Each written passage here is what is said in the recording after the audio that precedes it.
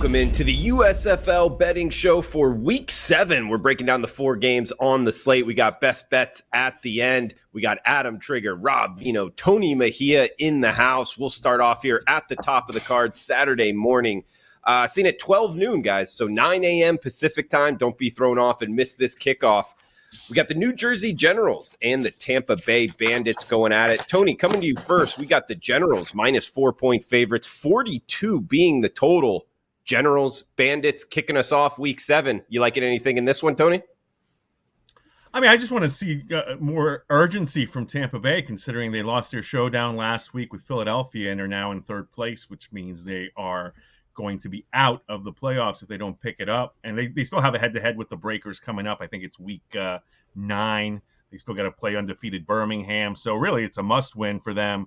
And they had the ball inside the 5 against Philadelphia in a game that, again, they shot themselves in the foot.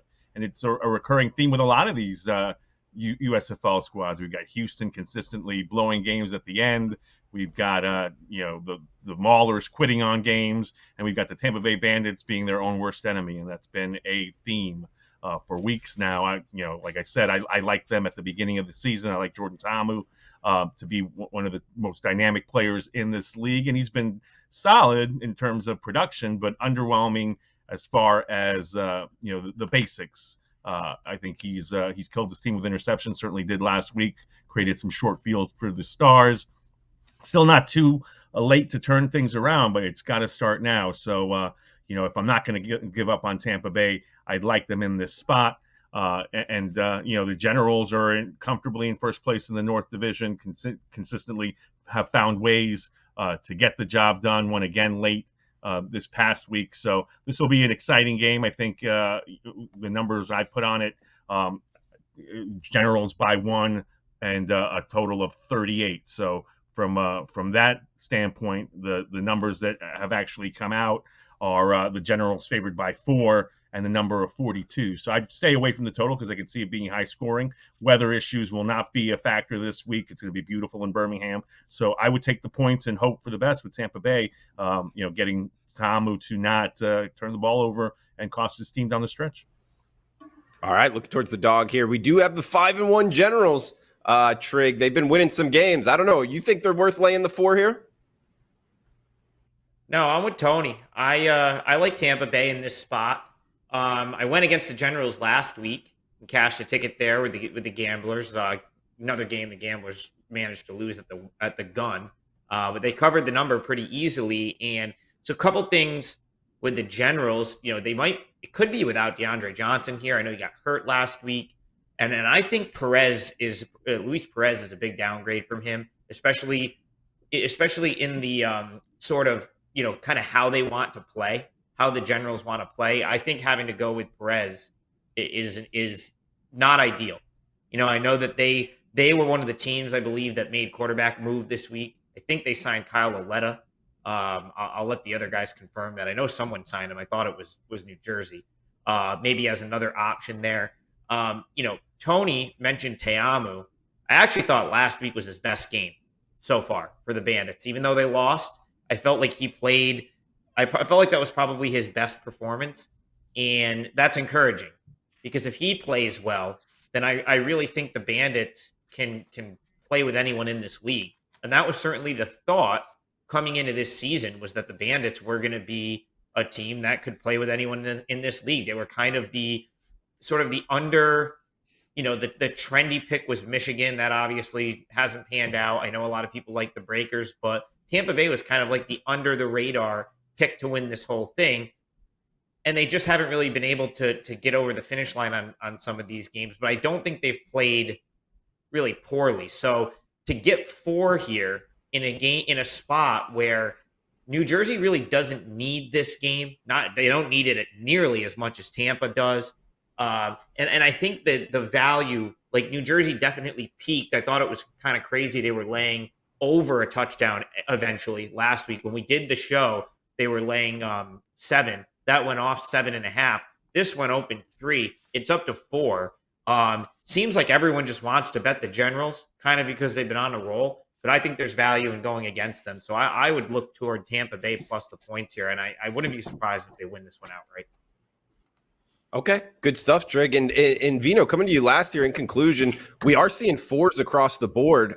Caesars hanging a 3.5 now, so there is one book in Vegas just at 3 in the hook. But what are you thinking here, Generals and Bandits? Yeah, well, I'll start with power ratings, which mine made the game New Jersey 3, so pretty close to what the number is. And I'll echo what Adam said about DeAndre Johnson. He leaves the game last week. He's already 4 for 4 when he leaves the game. And New Jersey was in a dogfight all the way through. His status, from what I just saw prior to this, is questionable. But boy, New Jersey without that threat of quarterback run, which has been incorporated into their offense so nicely, if he doesn't play, Drew, it's a significant loss for sure. You're depending upon 2 throwing quarterbacks. Adam was absolutely correct. Kyle Lauletta, Pittsburgh has now cut both of their drafted quarterbacks because Josh Love will be starting quarterback for Michigan this week. But without Johnson, they could be different. Let's put it that way, because I'll say this. They're still the number 1 rushing team offensively in the USFL. They've got the best run blocking team in the USFL. And what Tampa Bay showed last week is they're pretty vulnerable. The Philadelphia Stars are the worst running team in the league. They average 86 rushing yards a game. That's with last week's performance where they go off for 197. How does that team run for 197 against this defense when they can't even average 80 a game heading into it? And they come in with a backup running back. I mean, Matt Coleman's not the starter. Paul Terry was out for Philadelphia. Matt Coleman has touchdown runs of 44 and 33, has a career game. I'm skeptical of Tampa Bay's run defense in this game against a team that really wants to run the football and completes. I think it's 70.4% of their passes the Generals do, because everything they do, Drew, is simple off of the run. Once they get the run flowing, it's screen pass, it's short slant, it's generally nothing down the field. And these things all go because the defensive team is so geared up to try and stop the run once Jersey gets it going. It's a 2-back system. Darius Victor's a little ball of fire, and Trey Williams been fantastic as well. I don't know. I still think matchups offensively favor the Generals. I think matchups offensively could favor Tampa Bay a little bit if, in fact, what we saw last week out of Tamu is going to become the norm and not just a mirage, because he threw real well last week. 8 straight games in the USFL. Every game played the last 2 weeks has gone over the total. And now we see everything hung in the 40s all of a sudden. For Tampa Bay, 3 of the last 4 games have gone over 47. Decent offense, lousy defense. The pass defense was their problem to begin with. Now we see the run defense is a problem too. So maybe over, Drew, is a way to look in good weather here. New Jersey's a team that generally shortens possessions in a game because they run so much. But shortening up possessions hasn't stopped them from going over the last 2 weeks. So maybe that's a way to look here. Like it, Robbie. Great point there. Yeah, 8 straight overs. Guys, this league started off as an under-trending league. Now it's totally flipped on its head here towards overs hitting 8 straight. So we got the Saturday night game here, Trig, up next, 753, 754. Guys, if you're looking for the odds, WagerTalk odds screen is probably the best place. Actually, it is the best place to see USFL odds. We got sides, totals from Global Books and Vegas Books. DraftKings up there as well. We got New Orleans Breakers here, Trig, versus Michigan Panthers, 41 in the hook being the total. We're seeing -6. That's the Breakers as the favorite. 4-2 Breakers, 1-5 Panthers. You liking anything New Orleans and Michigan's here, Trig? Well, there could be an interesting wrinkle here because the team that signed Shea Patterson, who Michigan cut or let go, is New Orleans. And I mean, it wouldn't be all that surprising to see him in action at some point because Kyle Sloter has been playing hurt for weeks now. And ultimately, so I kind of wanted to play against Sloter here because I really feel like he's been like super limited and has, it's hurt the New Orleans offense. There's absolutely no doubt that it's hurt the New Orleans offense. You go back to last week, the Breakers covered somehow at the end. They were laying, I think, 8 to Pittsburgh. They get the ball back and get a late field goal to win 26-16.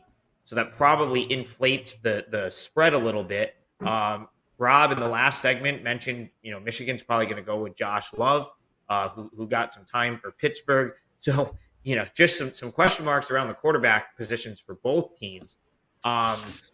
Michigan, I lean toward Michigan here because I think the numbers with New Orleans are a little bit inflated right now, but there's just so many wild cards here in this matchup. One, I actually think New Orleans could benefit from Patterson playing because I think the thing they've lacked so far with Sloter is kind of like the ability to, scramble, make plays. Like he's just been limited a little bit. And Patterson, he started to look better in the last couple weeks. So you put him on a New Orleans team that's got more weapons and seems to be a better team, he could have success there. Ultimately, I'm not going to lay this number. I think it's too many. I still think Michigan's capable. I still think they have a solid defensive line that could keep them in a game by margin. My concern is, have they kind of given up yet? I mean, we go back to Josh Love coming into Pittsburgh after they, kind of threw him into the offense. In the first week, he had success. So there's a lot going on in this game. This is a tough one. Have not bet this one yet, but I would lean Michigan plus the points solely because I think this number is inflated. I think New Orleans is inflated in general right now. Robbie, I mean, Trig hit on it. You get the quarterback for one team going to the other team here. I mean, right off the bat, you got to think that's got to help them just kind of preparing for this. I mean, any audibles they're going to be able – they got to kind of change their cadence, things of that nature. I don't know. We've seen the market kind of bounce on this, open 5.5. Now it's up to as high as 6.5 at Caesars. I kind of agree with that move. Trig maybe leaning towards the underdog. What are you thinking here, Breakers and Panthers? Yes, certainly, Drew. Shea Patterson knows the Michigan playbook and can unveil it to New Orleans this week, right? And exactly. I mean, not that Jeff Fisher offensively has much of a playbook. You could probably print it on 4 sheets of copy paper. Run left, run right, run up the middle. Maybe not even 4 sheets. But I would say this. You have to be a little bit skeptical of Michigan with a quarterback in Josh Love coming in and trying to at least get along with the offense and fit in and learn the playbook in such a short period of time. That could be tough against a defense that's been tough all season long.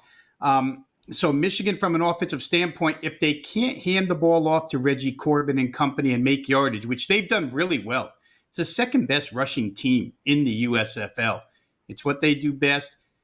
If they can't do that against New Orleans, which is a pretty stout run defense, I think they only allow 104 rushing yards per game, then they'd be in a little bit of trouble.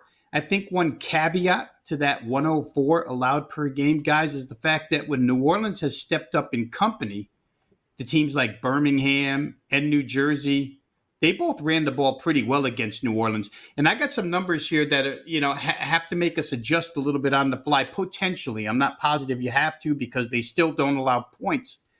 But the first 2 weeks of the season, the New Orleans Breakers had 10 sacks in 2 games. They've only had 2 quarterback sacks since then. In the first 2 games, New Orleans had 19 tackles for loss, disruptive in the backfield, almost 10 a game, 9.5 per game. Since then, in the last 4 games, they've only had 17 total, only a little over 4 games. So the disruptive part of their defense has gone by the wayside, but the sturdiness as far as not allowing points to be scored has kind of remained the same. They don't give up a bunch of yards, but they don't do the things they were doing to start the year. It'll be interesting here. My guess would be that New Orleans stacks up against the run here and Michigan is unable to run. And then we see if Josh Love can do anything in his first game with this team throwing the football. I'd much rather trust Kyle Lauletta, the New Orleans Breakers team, which I think leads, despite his injury, they lead the league in passing yardage per game. And again, that's an overall number. I think Adam said they've slumped lately, and he's absolutely right. They have slumped lately. But I think I'd still rather lean that way. Just can't trust Fisher. Their kicking game is brutal. I'd probably say New Orleans. Okay, leaning towards the Breakers here. Tony, I thought Veno's point there, I mean, 10 sacks the first 2 games, 2 sacks since. I'm taking notes here on that. That seems like a game changer, man, in terms of the disruptiveness of the defense. What are your thoughts here, Breakers and Panthers? I mean, certainly the Breakers aren't as overwhelmingly good as they looked in the first 2 weeks of the season, but at the same time, they've taken care of business. They're 4-0 against the teams that aren't a combined 11-1, the division leaders, the Birmingham Stallions and the New Jersey Generals, the only 2 blemishes on the schedule. And they've allowed an average of 13 points per game in their wins. And one of them, that number is taken down by the 3 points they allowed to Tampa Bay. But I mean, they held the others to 16, 16, and 17. So they've gotten it done. To Rob's point, even though they haven't been tremendous in terms of their pass rush, they've done the bend don't break things. So, this to me is a situation where Shea Patterson's primary value, at least this week, is, hey, let me give you some tips on how to stop this offense and what's coming to John Tenuta and that defense. And then we'll see if he gets out there for Kyle Sloter, if Sloter is banged up. But, there's a reason Shea Patterson got cut. He was last among starters in QBR. So certainly, did not live up to number 1 status in terms of being selected first overall among quarterbacks. So, but yeah, look, the Panthers, 104 points scored, 113 given up. So they've been in most of these games. We know Jeff Fisher's preferred strategy is to go ahead and run the ball as often as possible.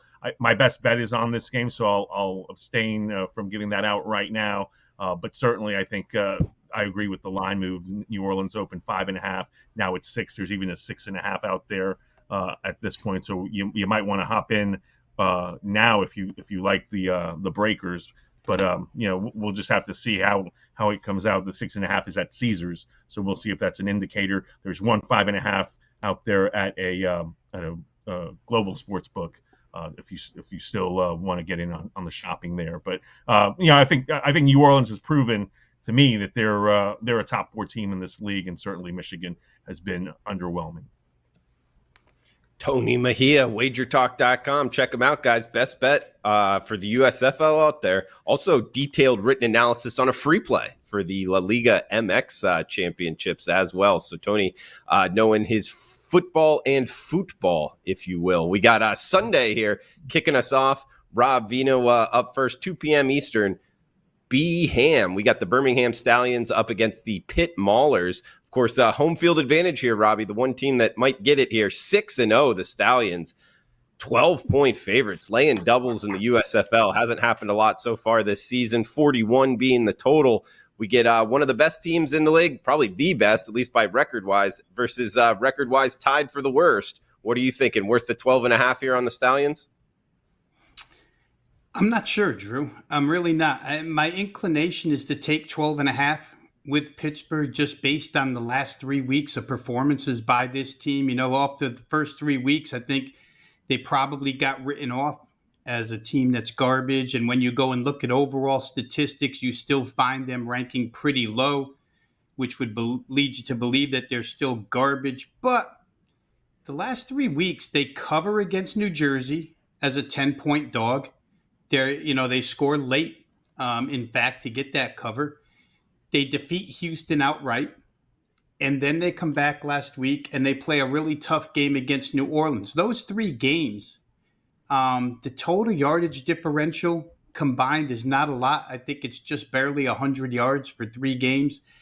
And Vad Lee at quarterback has kind of changed the complexion of this team a little bit. He threw a couple of picks last week that hurt the team, but I think he's been an upgrade over Josh Love and over Kyle Lauletta.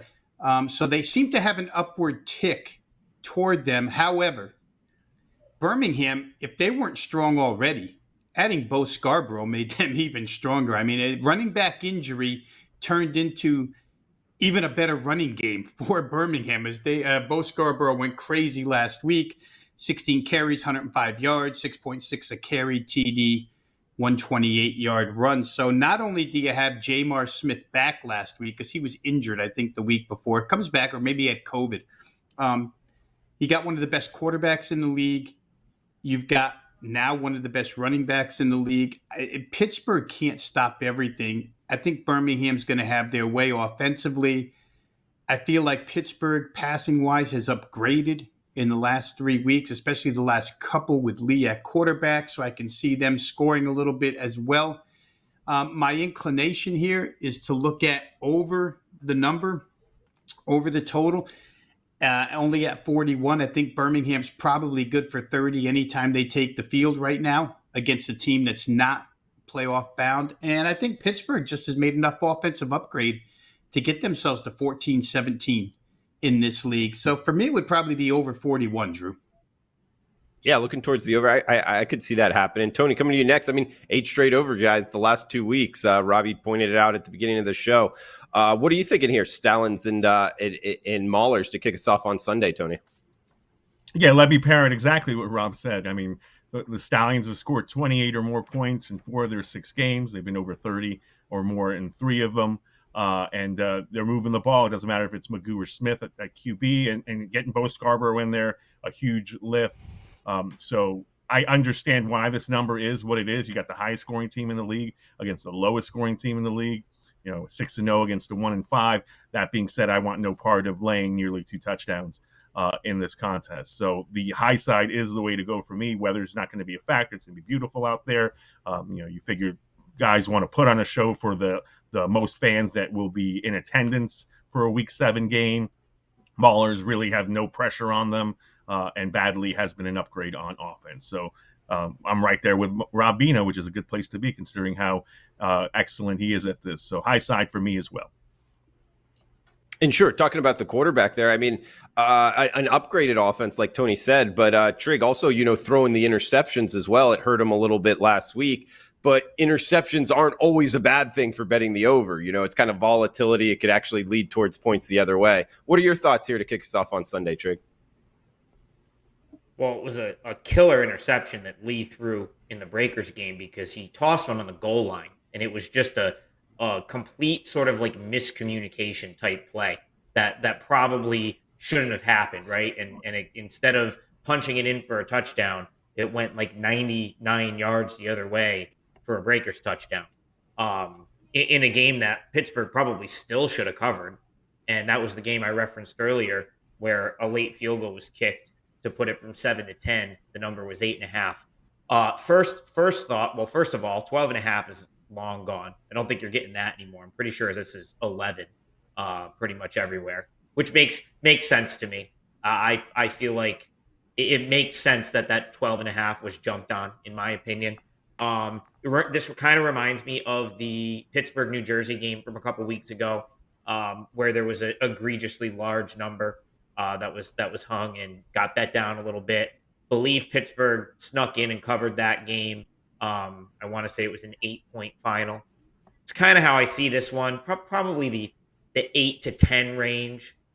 Birmingham, still probably wins this game, but they don't really need to just pound teams anymore. They don't even really need wins unless you're looking at like, okay, they want to run the table because why not, right? Like who doesn't want to try to run the table and go for an undefeated season? Drew, I wonder if the time slot hurts Birmingham here because I don't think they've played like this like early Sunday kickoff yet. I don't think so. I think all their games have been in prime time. And I also wonder if the fans actually show up at a, whatever, a 1 o'clock or 2 o'clock start on a Sunday, because they've been getting some fans in attendance, but that's been Saturday night prime time type games. So, So I'll be interested to see if it creates a flat spot for Birmingham. There's no question, in my opinion, the Maulers have been better since Lee has joined the team and been under center. So I'm not going to lay double digits here. I don't know if I'll jump in with Pittsburgh, but that's the way I look. I think it's too many points, so it's either the points or nothing for me here. Yeah, good point. It could be like kind of an artificial flat spot here, Trig. I mean, it's always tough to say that with a team that's undefeated, but you're right. They've played in the prime time game, I believe, every week, and now they're early. So kind of be weather dependent, but it does look like weather will be good on Sunday. So we got one game left, guys. Best bets at the end. Tony, coming to you first here in the nightcap for Sunday. In the nightcap here, in conclusion for Week 7, we get the Philadelphia Stars and the Houston Gamblers. seeing -3 in the hook, -3, -4, all available out there, Tony. That's the Stars as the favorite, 44 being the total. Gamblers just 1-5 on the season, Stars 3-3. What are your thoughts here and conclusion for week 7? Well, just let me look at the money line here. I guess the lowest one is 175, just on the whim that no matter what's going on in the game, the gamblers find a way to lose at the end. But the number I think is right, and I actually also had this game as the highest scoring total. So it doesn't surprise me that it is. It's at 44 now, opened at 44.5. But I guess I'll play devil's advocate with that since we have a little bit of a cushion there. Short fields were the reason why the Stars were able to pile up points against Tampa Bay. They had a pick and 2 fumbles, and then they also had a muffed punt that they recovered, and they made the most out of that in beating Tampa Bay. And then the Gamblers had a scoop and score late that put them in position to win last week. So that's a lot of points based on your defense. If we don't see miscues, perhaps we can stay under that number. So that would be my lean here, is Stars Gamblers going under 44 points. Okay, buck the trend of the 8 straight overs. Looking towards the under here of 44 for Tony.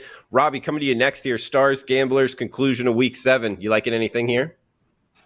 Yeah, to Tony's point, Philadelphia's outgained 411 to 263 in that game. To put up 400 yards in a USFL game has been a rarity. 350 plus we see a bit of, but 400s haven't been the norm, even though offense has increased lately. So not a good sign for Philadelphia. Give another one that's not a good sign for Philadelphia the last 2 weeks. Total plays.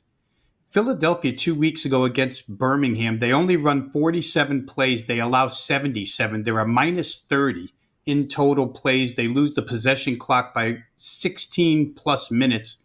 And then last week against Tampa Bay, Philly only runs 50 plays, and the other side runs 73. So they're -53 total plays in the last 2 weeks. Yet somehow, some way, they walked away with a victory there. Now, talked earlier about how Matt Coleman, the backup running back, ran all over Tampa Bay, and I think that's not a good sign for Tampa Bay defensively. And Philadelphia, which had been a pass-oriented team all season long, one of the better passing teams all season long, even with Case Cookus, last week turned to the running game because they couldn't throw it. 11 of 20 for only 66 yards. And to that point, one of their best receivers, DeAndre Overton, was out last week, and he's out again this week. And that may be part of the reason why they couldn't throw so well last game. But for all of Houston's faults, they find ways to stick around, especially first half. And I would almost mechanically come on and say, let's just play the Houston Gamblers first half, because week 1, there were no first half lines. So we only have 5 weeks worth of lines in the first half. But Houston 6-0 straight up first half and 5-0 against the spread. But Philadelphia is right behind them. Philadelphia is 4-0-1 against the spread in the first half. So these two teams combined are 9-0 with a push in first half betting. Philadelphia, 4 of the last 5 games, total-wise, their first halves have scored 28 or more. Houston, total-wise, their first halves have scored 23 or more in 4 of their last 5. The total here is only 21.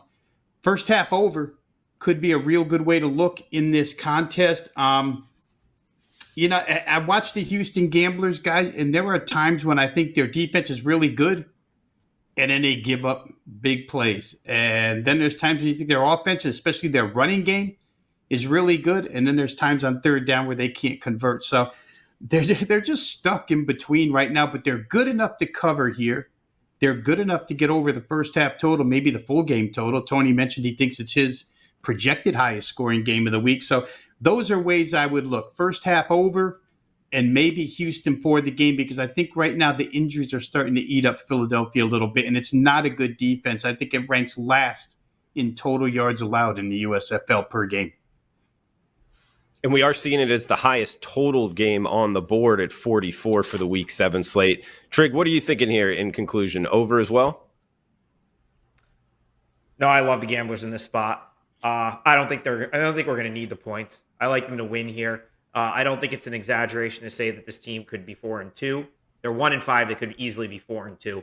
I mean, going back to what Rob said, there was no first half line for the first game. They would have smashed any line offered in that game if there was. I think they were up 17-0 at half or something like that.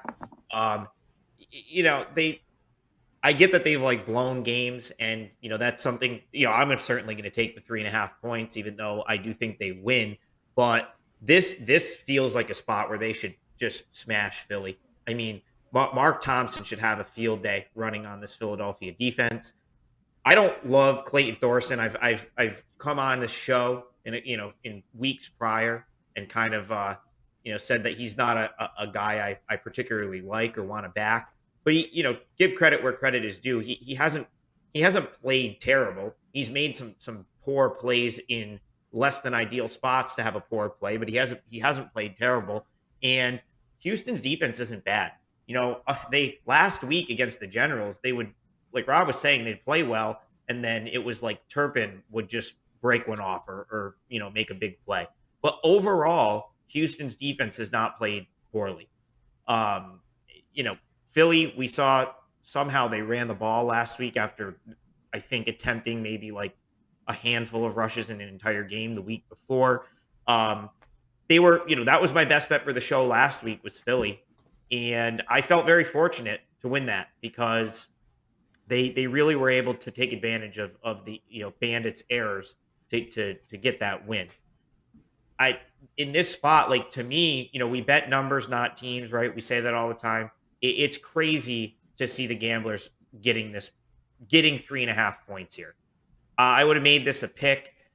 Houston can't, in my opinion, Drew, they can't keep getting to the final play and finding a way to lose. Like one of these times, they're going to come out on the right. They're going to get to the last 10 seconds of a game up, and they're going to manage to win the game. And I think it's going to be this time. And I don't even think we're going to really have to sweat it.